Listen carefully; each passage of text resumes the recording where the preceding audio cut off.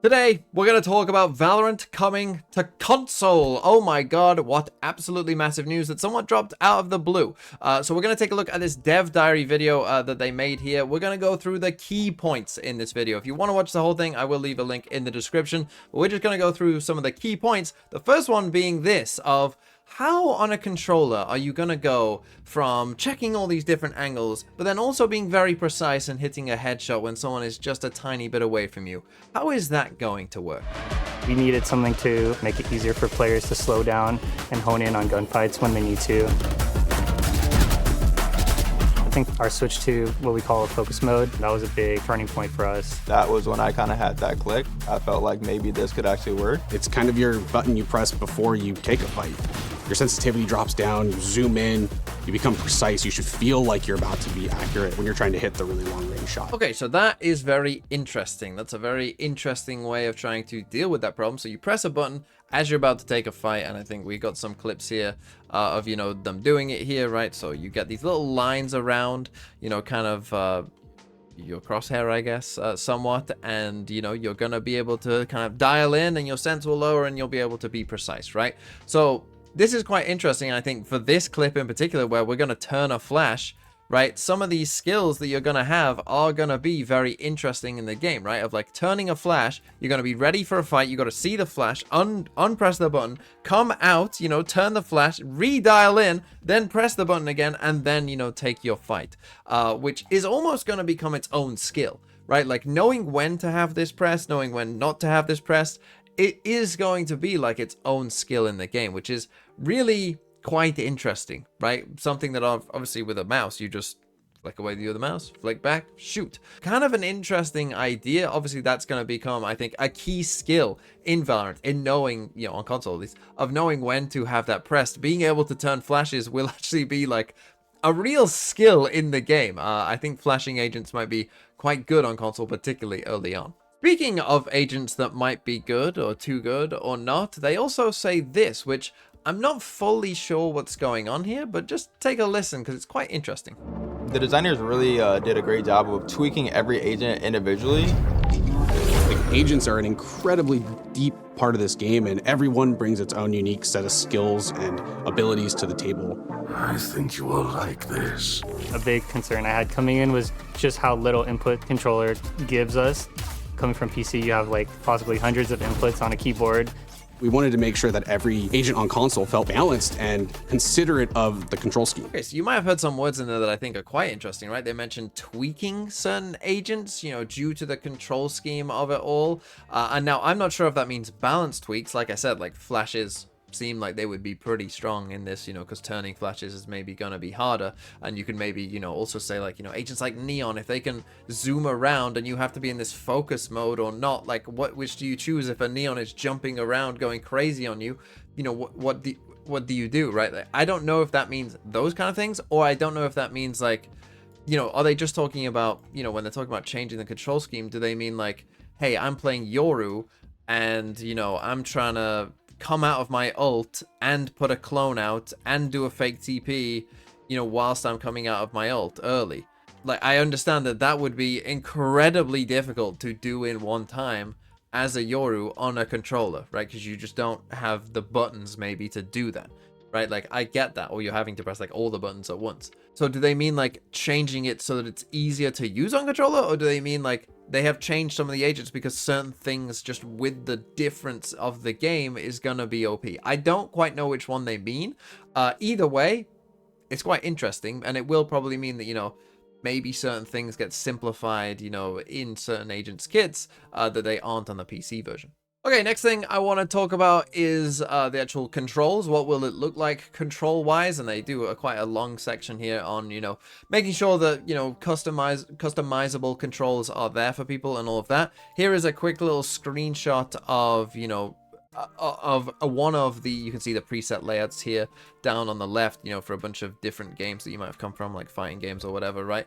And you know, this one's called traditional, which I guess would be like traditional FPS, maybe something like COD, right? And you can see the different you know, buttons here, right? And so you've got the focus, sniper scope, hold, you know, left trigger, ability 1, would be one of the bumpers here. You've got equip melee, ping, drop equipped item, plant, defuse the spike, inspect.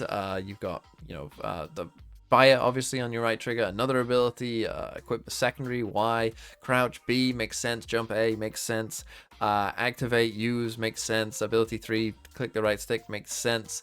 Ultimate LB plus RB here, and the ADS LT plus click the right stick. Now, to me, like, this is the only one that, like, I'm thinking about trying to use a controller in the game. Like, LT plus right stick, I guess it makes sense because you're already going into kind of focus mode here. But like holding the sniper scope as well, right? It seems like to me like there is just about enough of where, there's like just enough controls here to where most of it isn't getting too difficult, right? Most things are just one button, thankfully. It will be complex, but hopefully you won't have to be pressing, 3 different buttons at once to kind of, do what you necessarily want to do. But, there definitely will be times. I mean, again, I'm thinking about Neon, right? Because you're kind of like using your sprint ability. So, you're having to maybe press that whilst maybe you're jumping around, right? And you want to do the wall up at the same time. So you press RB as well. But then are you pressing L1 plus RB? And does that make your ult go off when you didn't want to do it? There are some complexities to this that you can start to think about when you're using certain, maybe more mechanically complex agents. So it will be interesting to see, some of those maybe agent tweaks that they've talked about, because that still might be a little concern. Okay, next up, here's some more big news, and this one I would say is good news. Shine.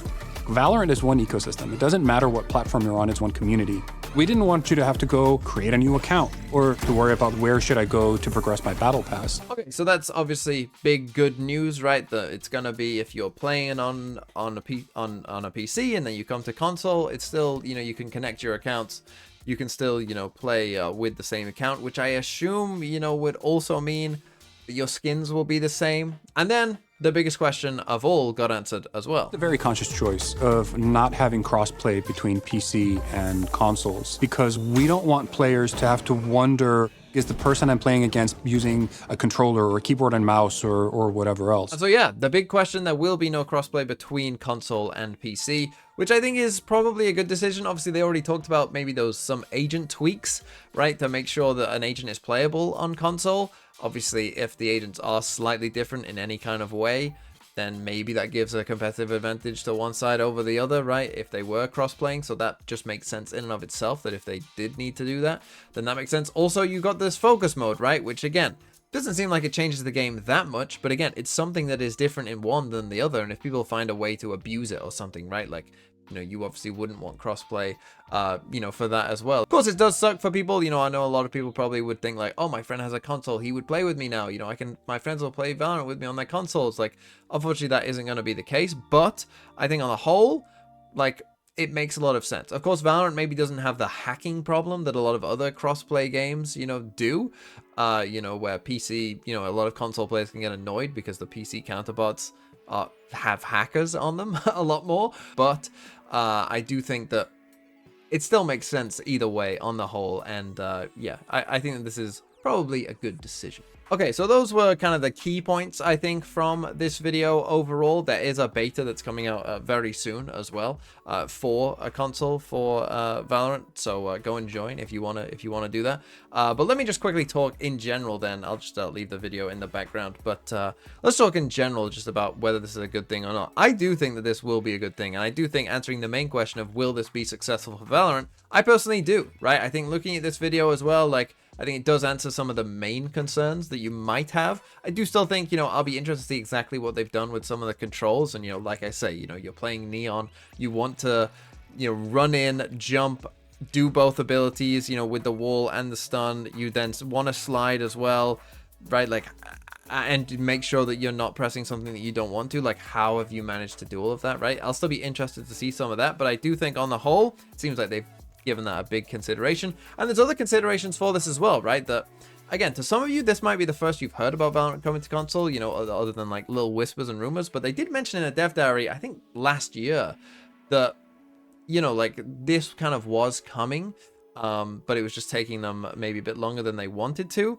And you have to consider as well that, of course, this might mean that, more dev time. Once this releases and it's kind of fully released, the more dev time can then be spent on, other things. right? Replay system. More things, you know, can then be, you know, kind of done once this is kind of fully complete and they're, you know, with full console launch and they feel happy with where it's at. You know, that means that, you know, then there's more devs, you know, to work on other stuff, right? Once it's up and running. So hopefully, you know, this will be like just a big boost to the game in terms of obviously overall player base. Of course, there will be a lot of people. I mean, I'm thinking back to me when I was, and I'm sure this will be true for many of you as well, you know, when I was 11, 12, 13, you know, I didn't have a PC that could play a game like Valorant, right? But I had a PS3 or 4, or it was probably a PS3 back then when I was 11. That's how old I am. But, you know, I had a PS3, PS4, whatever, right?